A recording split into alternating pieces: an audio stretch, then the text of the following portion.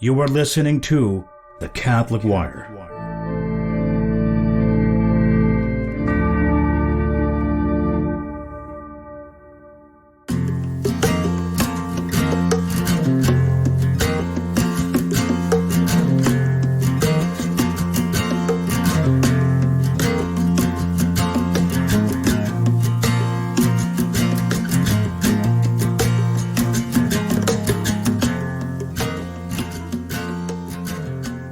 Everybody, and welcome to the Young Man Podcast. I'm your host, Anthony Alley.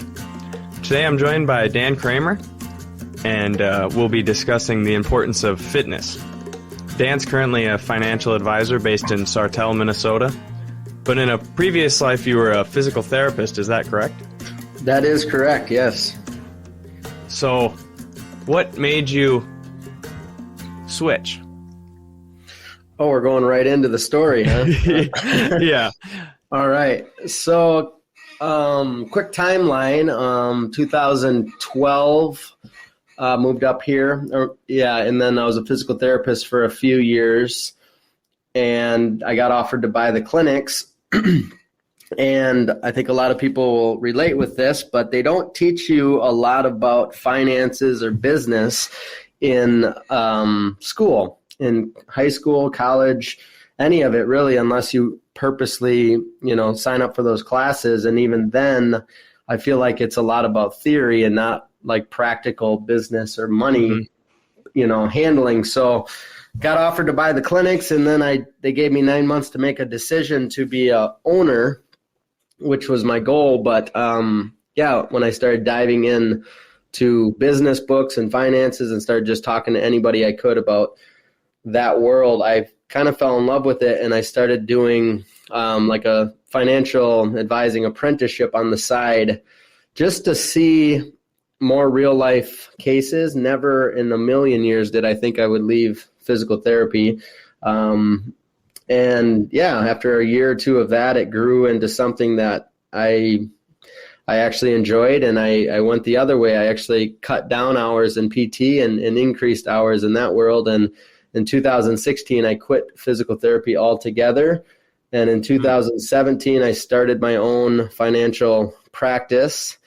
And we're 4 years into it now. So as a full-time financial professional, and I still use my physical therapy degree pro bono, helping family and friends, but not like a 9-to-5 job. So, but great profession. I have no knocks against the physical therapy world. It was a wonderful career. It's fun helping people, and it just kind of led me in and led me out of it, and that's where I'm at today. Well, that's cool, and you still can, like you said, you still have the skill set, and you can help whoever needs it and whoever wants advice, so that's good.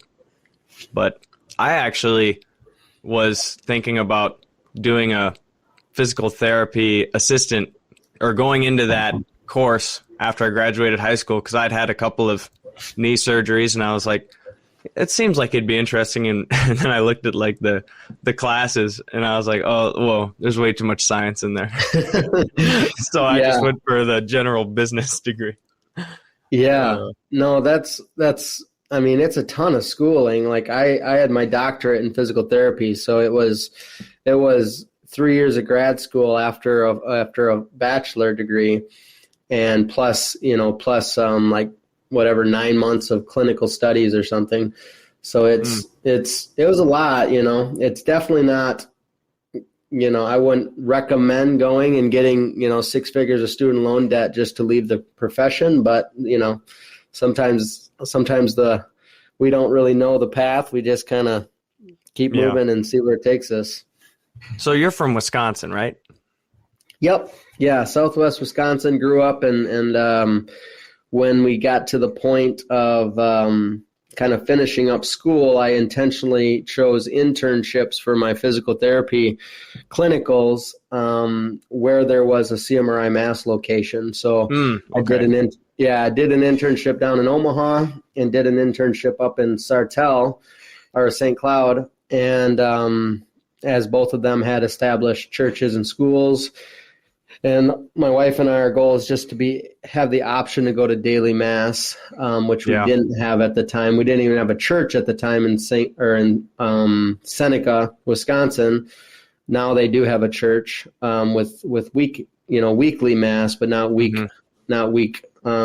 daily mass. So they've come a long ways down there. But at that time, in 2012, 2013, there was no mass down there regularly. So yeah, the internship went really well in St. Cloud, and they offered me a job before the clinical was even over. And so we just kind of said, okay, let's head that way. And that's what brought us up here. So, So what made you interested in the physical therapy world? Were you pretty into sports in high school? I think I always had this drive to kind of, what do we have to do when we're young to get in a good position, whether it's financially or just to be able to take care of, our families. And, I just feel like in the Christian world or Catholic world, especially, like, they're having a large family is pretty common, but I was always kind of searching, even from a younger age, like, what do we have to do to get in a position to not only have our big family, but to, like, financially be, excelling and be able to help, other people, not just solely just survive, So I think I had that in the back of my head, and I thought, okay, so I need to go to school because that's what they teach you, right? Yeah. Go to school, get a good job, and you'll be okay. So I just kind of went that route, and a little bit of peer pressure. I mean, from my close friends, it was everybody was going to college, so I went to college, and then partway through undergrad, it was like, okay, now what am I going to do with this biology degree? And it was, okay, it's either pre-med or something medical. A lot of my family's in the medical world. And so I paired that up with sports, with having a little more fun in my job and not on call and not crazy hours at the time. I was thinking that. So it was like, well, and I actually didn't even know what a physical therapist was until probably my second or third year of college. I always just thought, and this might sound bad, but I just assumed that was like a girl's job. Yeah.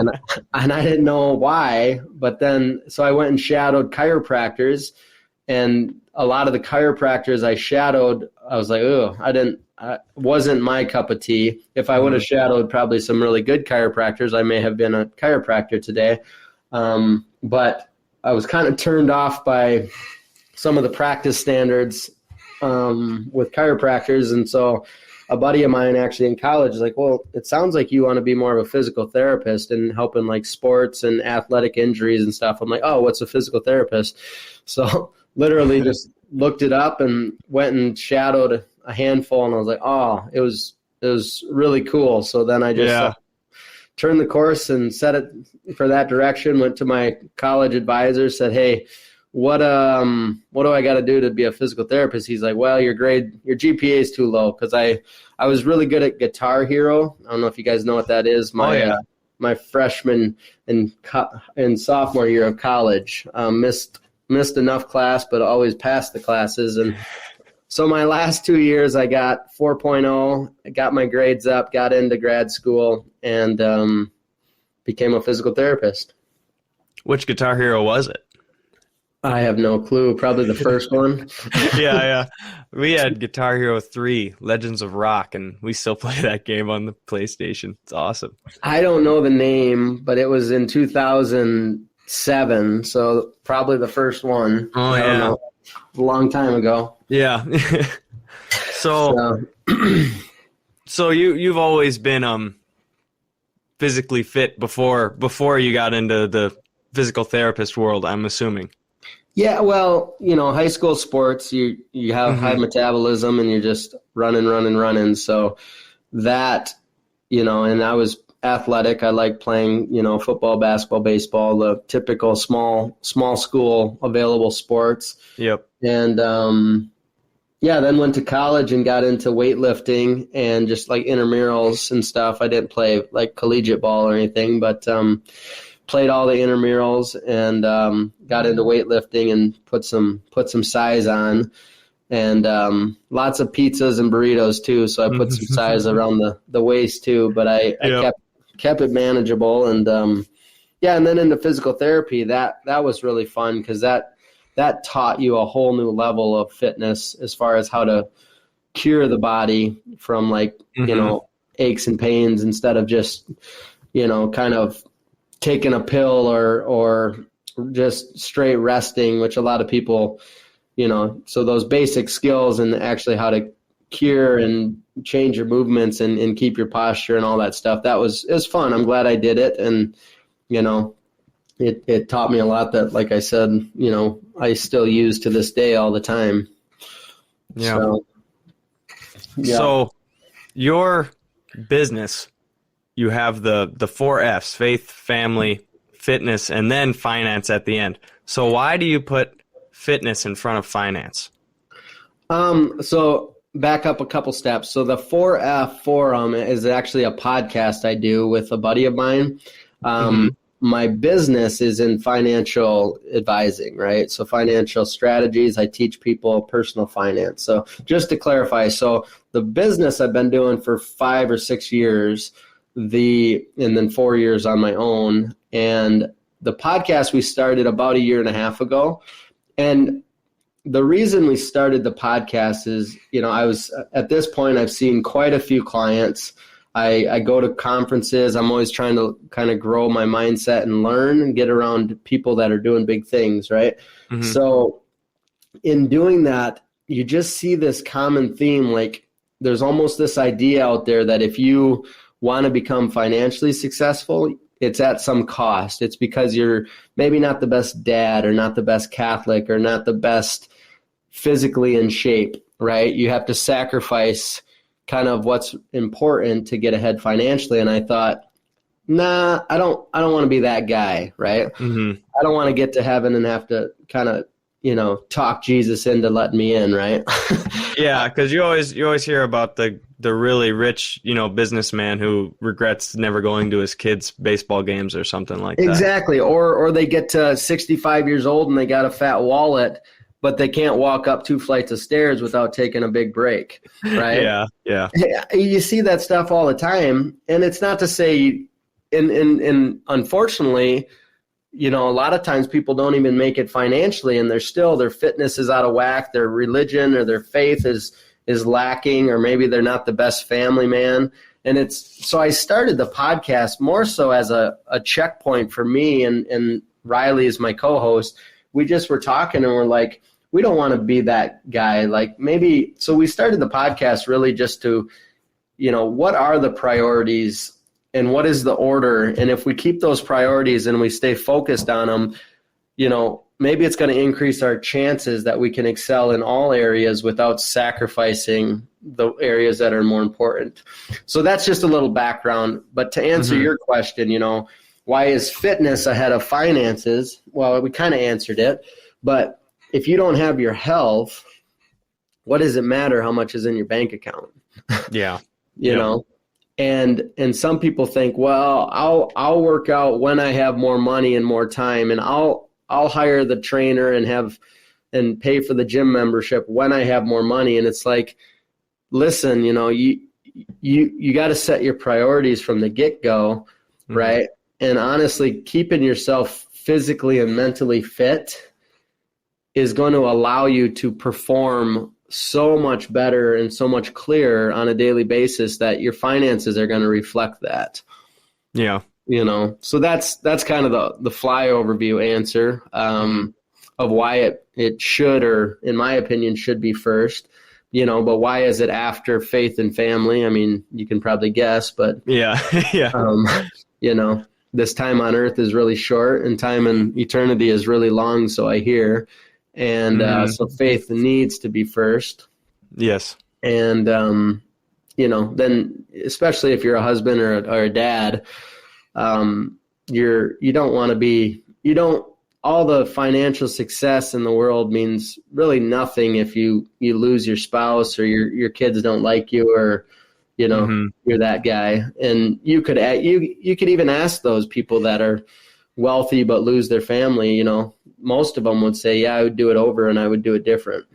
So the concept of this show is just to help, young guys like myself build their character and gain virtue. And your physical condition is a big part of that. So how do you relate, someone's physical condition to their faith? And I know we've kind of talked about this already, but those two specifically. How do they relate their physical fitness to their faith? Or just how does one build off the other? You know what I mean? Yeah, I would say you want to wake up each day and set your targets, and you want to do the very best you can each day, right? Mm-hmm. And so how, your fitness, and there's two main components, your physical fitness, and then your mental fitness, right?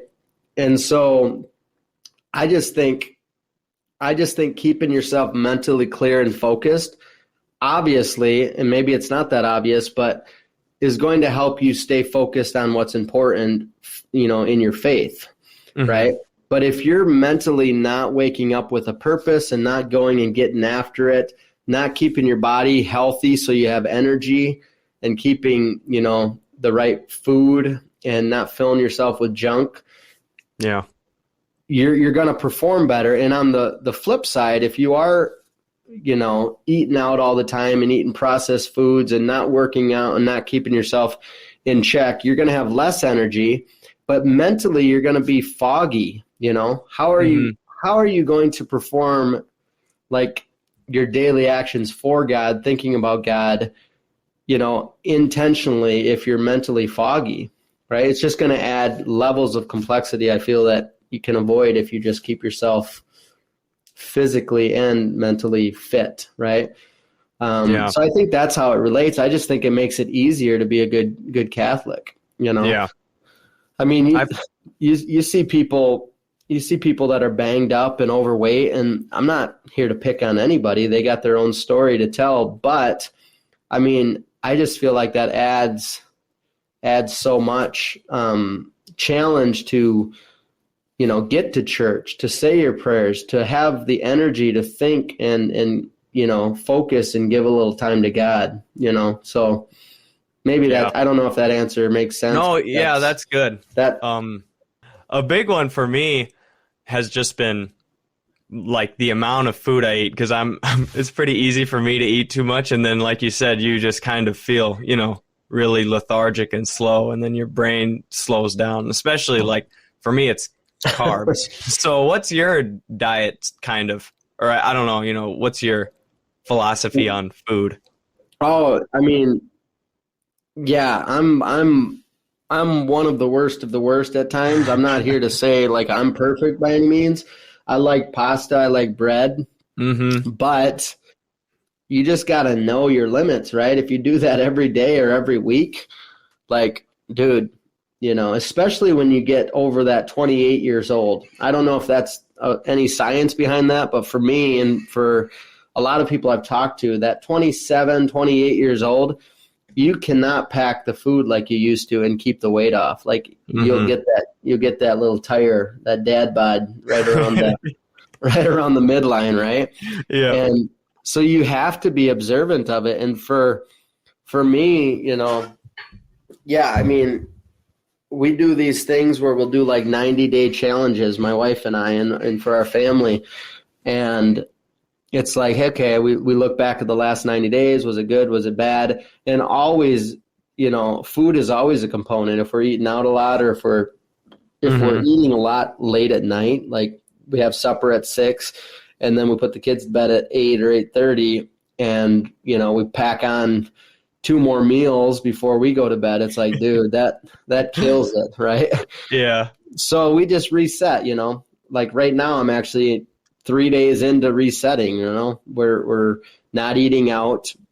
And that also helps financially, obviously, because that can get spendy. But for us, it's mostly controlling the processed foods that go in our body. So try not to eat out, and then try to stop eating after we put the kids to bed. So I think you just got to set some really simple targets if you are going to want to make a change.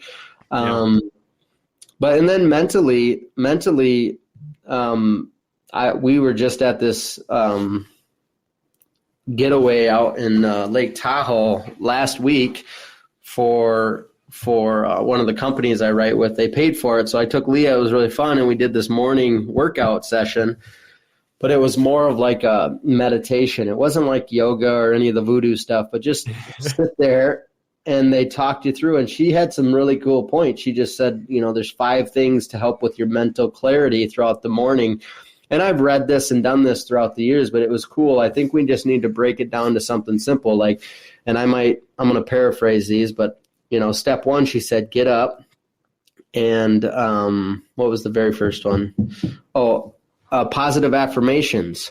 So, and if anybody doesn't know what that means, it's just basically putting out something positive right away and setting your mindset for the morning. So instead of getting up and saying I'm tired and hitting the snooze and then waking up later and saying I'm tired, like when you tell yourself you're tired, your brain goes to work to fulfill that demand, right?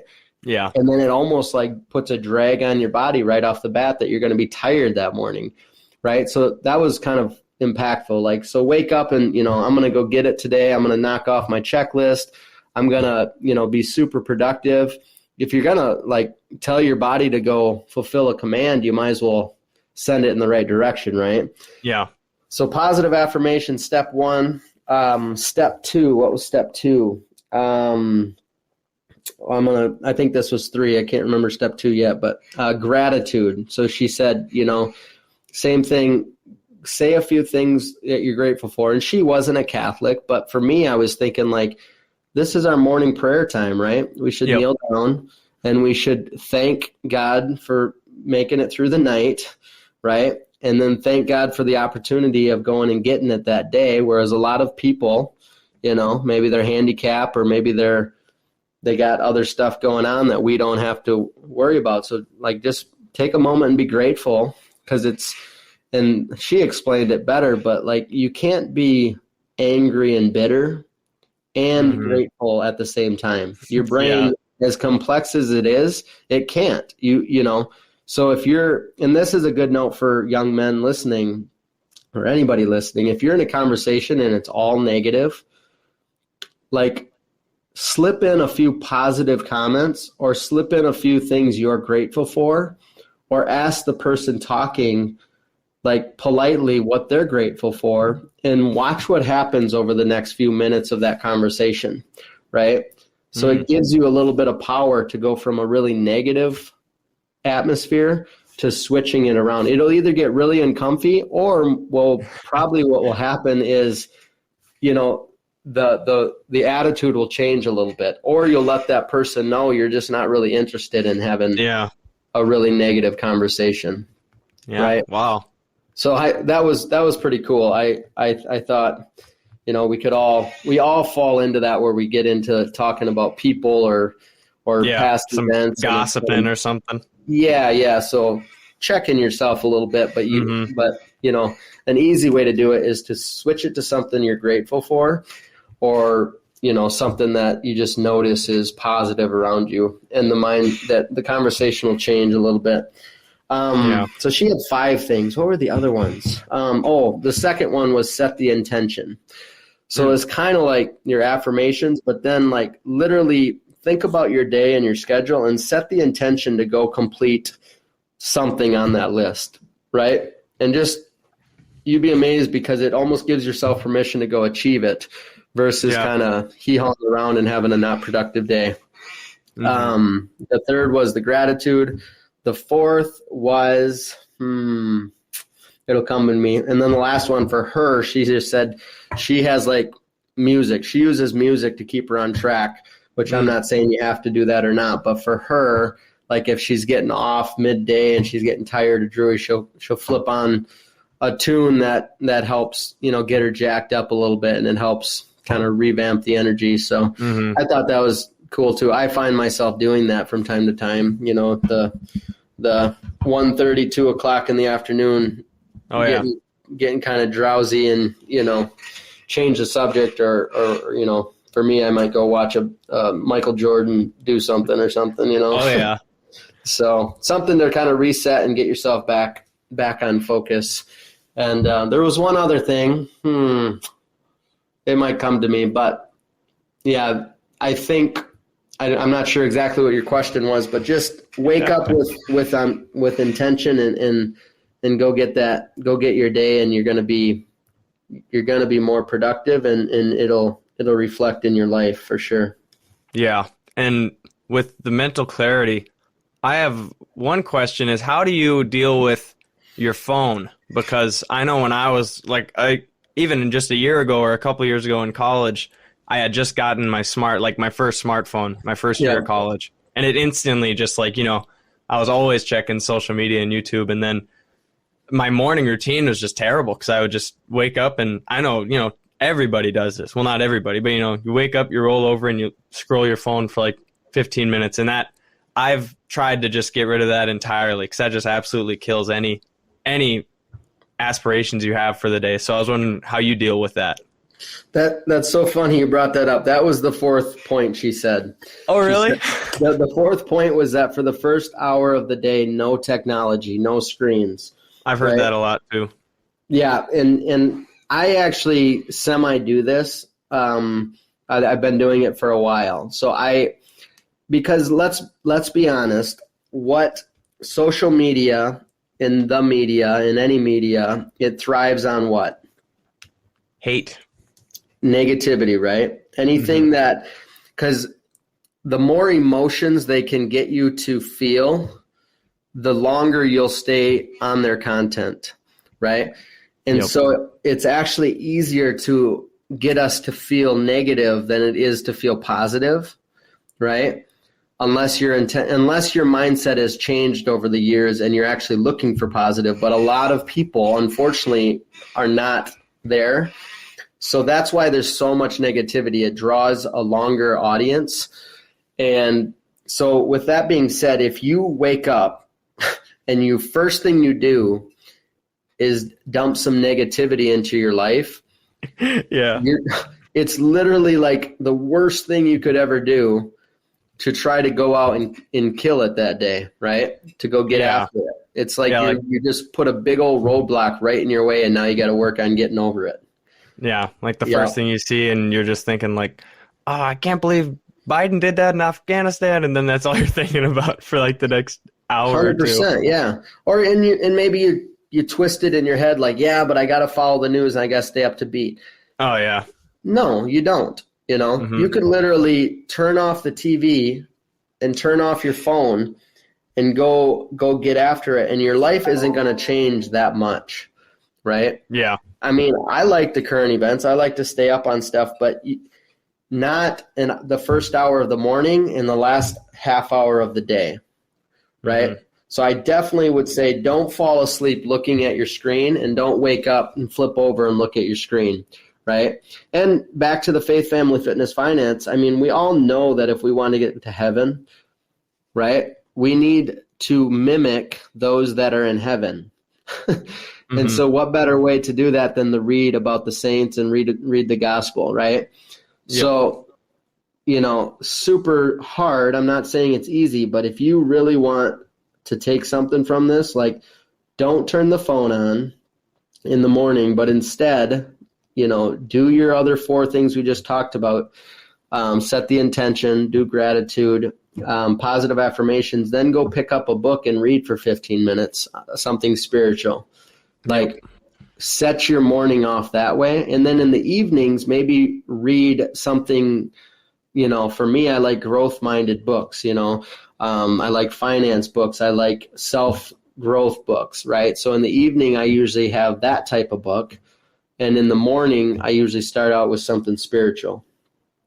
And I'm not perfect. I mean, my wife picks on me. Sometimes I'll get suckered down all these videos that they pump out, and Mm-hmm. all of a sudden it's like 45 minutes later. I'm like, okay, I'm not getting that 45 minutes back. Yeah, that's tough. It can suck you down the rabbit hole sometimes. Yeah. So I'm not perfect, but you gotta set the intention, and that's where I do 90-day sprints, and we kind of look back and say, hey, how'd we do? Mm-hmm. It's not that hard, but if you really want to go get it, like set the intention to read a book a week on something spiritual or something positive for your mindset, and the sky's the limit as to what you're going to achieve in that next year. Yeah. It's just crazy the time we waste, and not only waste, but the time we spend on things that aren't going to help us. Yeah. Those are multiple different, I want to do separate episodes about that, just like phones and video games and all that. Cause like I enjoy video games and, the phone, but there's a limit to how much and, for what purpose and all that. But so to bring this back to physical fitness a little bit, do you work out in the morning? Right now, no. I usually try to work out 3 to 4 times a week. And I actually joined a CrossFit gym. So for those, and I think you asked me this in the email, but yeah, CrossFit is it's just like cardio weightlifting. So there's set workout routines, and you go and you do it usually with a group. And so for me, I don't have to program my workout. I don't have to figure out what I should be working on when I get to the gym. And let's be honest, for those that do go to the gym, most of the time you do 1 or 2 sets, and then you talk yourself into that it's enough. And so your workout's kind of crappy.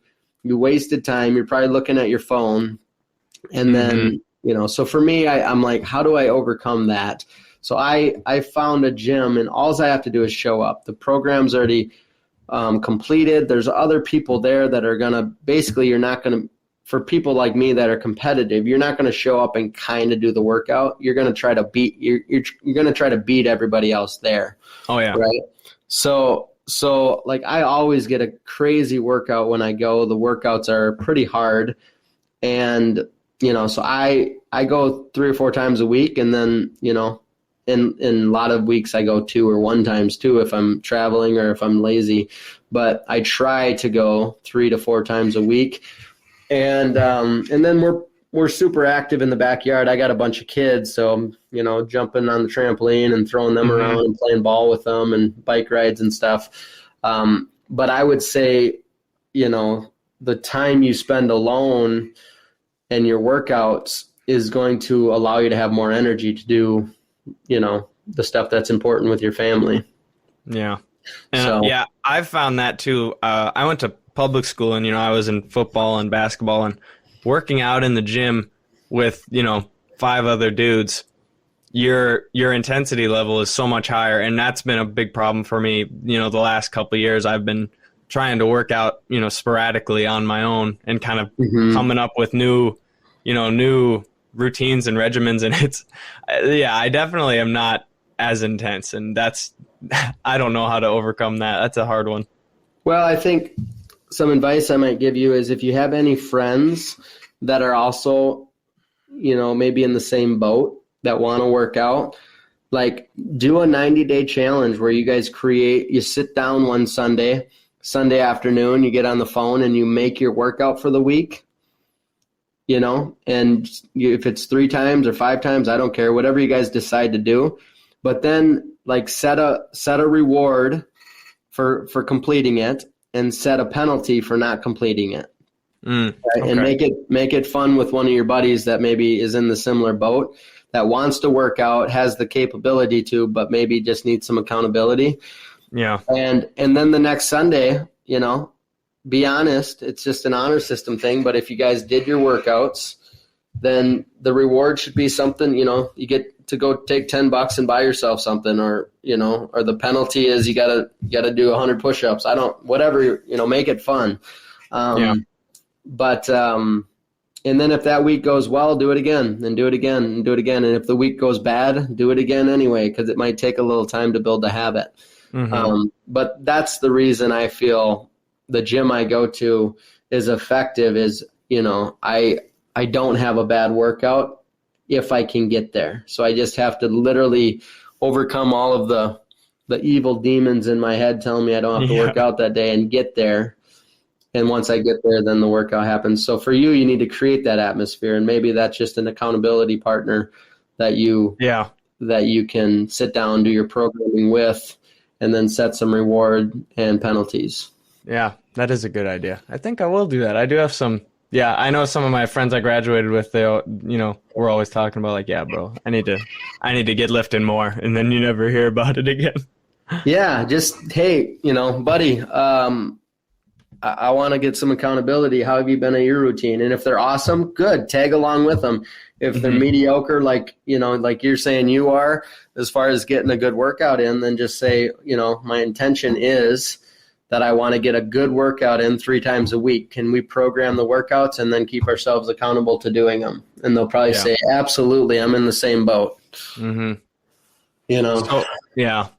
So for a guy that's maybe out of high school and, doesn't have the sports aspect of it, because I mean, competition is huge. What are the benefits of competition in general? Because I love, just like I've played basketball with you and Father Augustine before, and those are like the most intense basketball games, I play. You guys just get into it. So I guess like what are the benefits of competition? But then at the same time, what are some things you have to watch out for? Because I know competition can kind of get a hold of people. Yeah. Well, I don't know. I mean, I would say the benefit of competition is to just go for your potential, right? I mean, when we do it on our own, we can kind of talk ourselves out of really excelling. But when you're trying to beat somebody else, you're going to push your limits a little bit. And I think we should push our limits. The ideal scenario, I think, is to try to set your mindset, if you're a competitive person, to compete against yourself every day, right? And that's why it's kind of fun with weightlifting, is you can measure your results. Hey, I deadlifted 280 last week, and in 2 weeks I'm going to test again, and now I did 320. Awesome, right? You're going in the right direction. Yep. Or 500 or whatever, depending on what your strength level is. But so competition is really good if it can motivate you in the right direction. Right. And it's the same thing with something negative. If you're hanging out with a bunch of losers that are smoking and drinking and just doing stuff that's not going to help any of the 4 F's, faith, family, fitness, finance, you're also going to compete in that level too, because you become the people you hang around. Right. So the negative part of competition is you're going to probably excel in whatever atmosphere you're in if you're hanging with those people, right? Okay. So competition is great, but you need to observe who you're around, right? And if you're not around people that are pushing you in the right direction, I would say that's your issue. It's not competition. Some people like pluck out one thing of the scenario and say, well, competition is why I'm not doing very well. It's like, no, competition is good, but you probably should figure out who you're competing against. Yeah. Right. And if you're literally in a scenario where you're like, well, Dan, I don't have anybody in my life that can push me in the right direction. Okay, well, compete against yourself, right? Set your targets and try to get better every single day or every single week. You're going to have setbacks, So I think competition's phenomenal, and especially, and not everybody's wired the same way. I mean, we learn about our temperaments and we learn about, how we tick. And I think you should learn about how you tick. But if you're the driven person that likes to win and hates to lose, then you just have to be really, really like observant about who you're competing against, right? Because if you really like to win and hate to lose, but you're, like I said, you're doing things that are maybe not the best for your life, for your soul, or for your fitness, you're going to compete, You're gonna probably do really well at it, but it's not going to help you. Right? Yeah. It's actually going to be detrimental to you. Yeah, I want to drink the most yak bombs out of the whole group. Absolutely, man. Who can stand on the keg, who can stay up on the keg stand long enough? Like, I'm going to win that too. That's what I'm saying. Man. Like, that was Thursdays in college, but and then I grew up a little more and I got around different people. And for some people, for me, I kind of knew like, hey, if I stayed in that environment, it's going to be really hard to excel. So that's why I intentionally chose to choose internships like far away from my home, besides the fact with daily mass and stuff. But choosing the daily mass was helping me to get around a different group that maybe I could kind of start over, right? Yeah, that was oh, sorry. No, go ahead. Well, that was kind of the same thing for me. I had, I went to the 2-year school and I had an internship the last summer after my second year. And I went back to the same town, Watertown, South Dakota. But basically all of my college buddies, were out of town. They were graduated. And so I was just in the same town doing my internship, but I was totally by myself. So I had to I forced myself into, making new habits and getting rid of the old, cumbersome habits. It definitely affects how you behave, the people you're around, for sure. 100%. And that's, some people say, well, yeah, but I can overcome it. And it's like, literally, you can't, right? Yeah. You will become the 5 closest people you hang around. So, and this isn't to pick on anybody, but if all 4 of your friends are overweight and don't work out, I'm sorry, but it's going to be virtually impossible for you to avoid that, right? If all 5 of your friends are always broke and have absolutely no money, right? Yeah. They can't teach you how to not be broke and have more money, right? Mm-hmm. So it's not to say you got to ditch all your friends and you got to judge them. It just means that you have to go for outside resources. And that's why I like to read growth books. The people in those books that are telling their stories about how they made it, they become one of my 5 friends. Oh, right? yeah. They become one of your peers. Because they have an influence on me. Yeah, they have an influence on me that affects my decision making, right? And over time, you will be one of your other 5 friends that's a positive, and they'll either come with you or they'll get so uncomfy being around you that's fine. That friendship ends and you move on, right?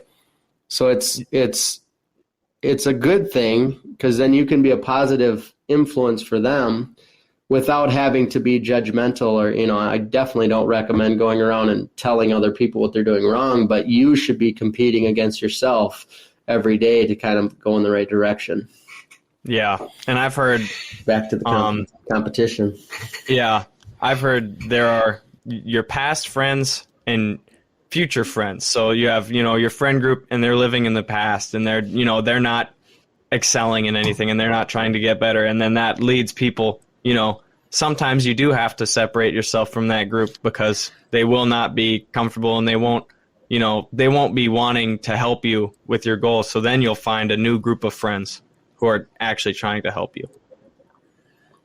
Yeah. I heard an example. It was saying and maybe some of you have heard this, but if you stick a bunch of crabs in a bucket, right? And this might sound crazy, so hang on for a second. But if a crab starts to reach for the top to get out, the other crabs at the bottom will literally grab the crab and pull him back down, right? Oh. So there are friends and scenarios out there, you got to understand, it's uncomfy to change, right? So that crab that's dude, I don't really like being in this tight bucket with all you guys. I want to get out. The other ones literally will grab them and pull him down. And if he keeps fighting, they will literally tear his legs off and rip him to shreds to keep him in that bucket. It's just the human nature or the crab nature of how they perform. But the analogy is you might have people. Yeah, you might have people in your life, right, that it's so uncomfy that you're changing that they can't process it yet. So for me, it's it just helps to understand a little bit of the psychology. I don't hate anybody, but I definitely have had friends that I'm still friendly with, but they're not in my circle, Yeah. They don't get to help me their actions don't really impact my decisions because they're not living the life that I'm aspiring for. But it's fine, we can still be cordial and say hi and stuff. Yeah. But I think that's super hard when you're, when you're 19 years old. And the sooner you can learn that, like, man, it'll be it'll shave like 10 years off of your life. Like, and not like you want to lose those 10 years, but it'll just put you in a different mindset so much faster if you stop trying to compete against other people that aren't living the life you want. Like, find people that are living the life you want and learn from them. And if you don't have any people available, get like reading the right material. The Lives of the Saints is awesome. Like it's nothing crazy, but you're just literally learning their tactics so you can, pick up one or two of them from time to time and get a little better. Right. The same thing financially or fitness wise, like get around people that have good routines, get around people that have some money and ask them how they made it. They'll tell you, Yeah. and then start doing stuff like that. So yeah, that's, if somebody listened this long through your podcast and they just heard that, like that'll literally allow them to achieve anything they want to achieve if they just adapt that and get after it. Yeah. I mean, I have the Flame of White, a Pope Pius X book. We just keep on the coffee table because I love just picking that up and just flipping to a chapter and reading about it. And I have, I mean, one of the big things that helped. One of the big things that helped me kind of change my attitude was, I mean, he's not a Catholic, but I love Jordan Peterson. I bought the 12 Rules for Life book, and he kind of, switched my thinking around. And a lot, like some of it was, how to deal with friends that aren't helping you and just your own negative habits that aren't compelling you forward. But I have one last question about. I like it. I've heard his name before, but I've never read his book. I just wrote him down though. I'll look him up. Yeah, I would look him up. Yeah, he has a lot of really good lectures too. Because he was a university professor, like a psychologist, and yeah, he has a lot of interesting ideas. But okay, so let's say you're a guy like me, and I've had multiple knee surgeries, and I have like this pec thing, and I have a bad shoulder, and you're just kind of beat up. How do you get a guy who's dealing with injuries and they're kind of convincing themselves, well, I'll start working out, or worrying about my problems once I get this X figured out. And I've done that before. Like I've put off working out because I have my knees sore. So what are your recommendations for someone who's going through that? I would say if it's like seriously injured, then you need to find out what's wrong, because there is such a thing as doing more harm than good. But if it's just like typical aches and pains, or maybe you had an injury and it's recovered, but it's not fully recovered and it's just uncomfy, I would say start slow, right? It's, some people think it's the heavy, hard workouts that are going to get you like strong. No, it's the repetitive like habits that is going to make you strong. So like, it doesn't mean you got to go in and max out, but you can go in and do a really light workout for 20 minutes or 30 minutes and get it moving, and it'll probably feel a heck of a lot better, but there's a lot that goes into it. You could, get around somebody that maybe knows what they're doing. And if you have nobody to work out with, watch some YouTubes on the correct form to do those workouts. Because if you're doing the workouts with bad form, you could actually cause more harm as well. Right? So I would say keep moving, start slow, assuming you it's not something serious, right? If you got a fractured leg, you need to rest, you need to heal. But if it just aches and pains and stuff, then taper down your workout a little bit, keep moving and stay consistent, and I think you'll come through it and get stronger. Yeah. Well, I mean, I think this is a good place to end. Thanks so much for coming on, Dan. This is a really good one. So we talked about the importance of physical fitness, and then we kind of went on into how to have a really good morning routine. I liked that, the mental clarity, the importance of that, and talked about your 4F, faith, family, fitness, finance, and then just the importance of working out. So where can people find you? Where can people get a hold of you if they would like to? Yeah, if you guys go to Dan Kramer Inc. or dankramerinc.com, it's DanKramerInc.com. That's my website, and there's ways to get a hold of me on there. Links to the podcast, links to what my business is about, and there's also ways to just get on a mailing list to get info for free on my thoughts and what I'm doing. So we're constantly building more material, and obviously my text message my text is right. My cell phone's right on that email or on that website. So that's the quickest way for me to respond, is just to call or text me. But otherwise, there's lots of ways to get a hold of me. Okay. All right. Well, thank you very much, Dan, for being on. This was a great one.